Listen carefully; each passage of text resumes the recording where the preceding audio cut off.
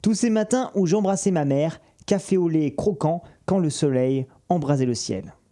Bienvenue à Baguette Records les amis. Aujourd'hui on va parler de l'album Comment c'est loin des Casseurs Flotteurs sorti le 9 décembre 2015. Et c'est une grande première pour la chaîne puisque c'est la première fois qu'on va parler d'une OST et de rap français. Alors les Casseurs Flotteurs c'est un duo-trio composé de Orelsan et Gringe qui s'est formé dans les années 2000 en Normandie auquel on peut assez facilement raccrocher le producteur Scred. Alors au départ le duo balance des mixtapes et des sons sur internet pour essayer de se faire connaître sans grand succès. Mais c'est grâce à l'album solo de Orelsan, Le Chant des Sirènes en 2011 qui a été un succès de malade, qu'ils ont été mis sur le devant de la scène.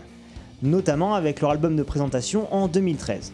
Et après avoir tourné leur sketch bloqué pour Canal+, apparemment une envie autobiographique leur a poussé.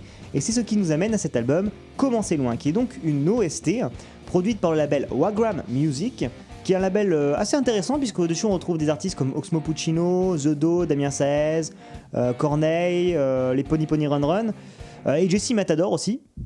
J'ai pas trop compris ça. Bref, c'est un label à surveiller, mais venons-en à l'album. Alors je ne vais pouvoir vous parler que de la musique sans faire le parallèle avec le film, pour la simple et bonne raison que je ne l'ai pas vu. Ouais. En fait, je voulais le voir, mais j'ai passé mon temps à dire que j'irai demain, jusqu'à ce qu'il ne soit plus programmé, ce qui m'a bien mis le moral dans les chaussettes, comme dit ta grande tante. Mais bon, voilà. Mais j'ai quand même trouvé ça assez marrant, parce que quand on pense au discours procrastinateur que peuvent avoir les Casseurs Flotteurs, ça rentrait bien dans le... Ouais. Et c'est sûrement la raison pour laquelle les Casseurs Flotteurs fonctionnent si bien, en tout cas pour moi et mon entourage, je pense. C'est que c'est facile de s'identifier, ils font partie de la même génération que nous, eux aussi viennent de coins paumés de la France, du coup ils ont un peu les mêmes références et les mêmes occupations. Mêlé en plus à une application dans l'écriture des textes qui donne quelque chose de très sympa avec du bon humour, les textes font sourire et en même temps une portée plus profonde. Par exemple quand Orelsan dit « L'avenir appartient à ceux qui se lèvent à l'heure où je me couche », c'est à la fois un peu facile et con, en même temps plutôt drôle et c'est aussi assez profond. Après il y a des titres vraiment simplement drôles comme Wonder Cash.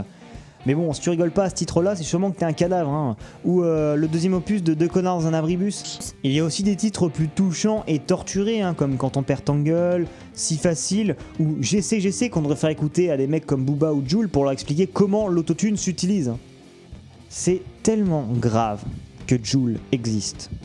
Et au niveau des sonorités, une bonne partie des titres sont composés par les Casseurs Flotteurs eux-mêmes, ou pour les titres instrumentaux par Scred, qui est le producteur qui avait déjà travaillé sur Le Chant des Sirènes de Orelsan et le premier album des Casseurs, il me semble.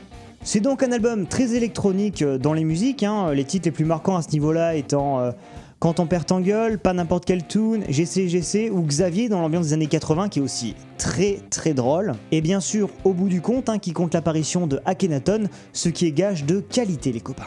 Mais la force des soundtracks, c'est surtout de sublimer le flow nonchalant et presque feignant des Casseurs Flotteurs.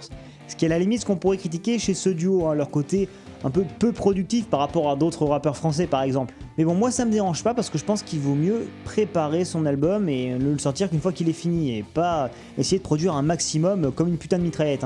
Regardez Jul, lui nous a fait 5 albums en 2 ans. C'est pas le meilleur exemple. Bref, si cet album devait être un objet, ce serait un canapé bien confortable qui vous démoraliserait à l'idée de devoir vous lever le matin à 7h du mat pour aller travailler ou aller en cours. Je vous le conseille à 89%, surtout si vous êtes au lycée, en train de faire vos études ou au chômage, que vous avez entre 18-30 ans et que vous habitez à la campagne. Là, vous êtes en plein dedans là. Je pense que ça fait pas mal de monde d'ailleurs.